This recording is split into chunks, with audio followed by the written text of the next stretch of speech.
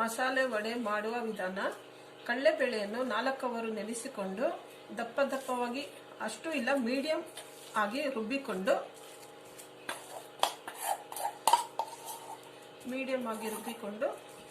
ಇದಕ್ಕೆ ಈರುಳ್ಳಿಯನ್ನು, ಮಸಾಲೆ ಚಕ್ಕೆ, ಲವಂಗ, ಬೆಳ್ಳುಳ್ಳಿ, ಶುಂಠಿ ಅದನ್ನು ರುಬ್ಬಿಕೊಂಡು, ಅದು ದಪ್ಪ ದಪ್ಪವಾಗಿ ರುಬ್ಬಿಕೊಂಡು, ಈರುಳ್ಳಿಯನ್ನು 2 ಈರುಳ್ಳಿ ಕಟ್ ಮಾಡಿಕೊಂಡು, ಮತ್ತೆ ಪುದೀನ,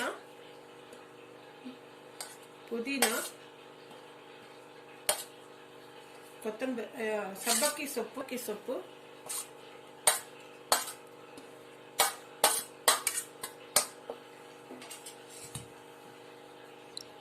ಎರಡು ಸ್ಪೂನು ಉಪ್ಪು, ನೀರು ಹಾಕಿದಂತೆ ಕಲಸಿಕೊಳ್ಳಬೇಕು. ನೀರು ಟಚ್ ಮಾಡಬಾರ್ದು.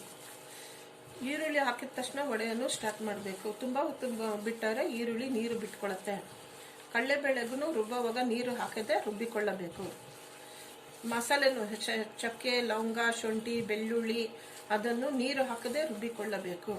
ಅದು ದಪ್ಪ ದಪ್ಪ ರುಬ್ಬಿಕೊಂಡು ಈರುಳ್ಳಿ, ಪುದೀನ, ಸಬ್ಬಕ್ಕಿ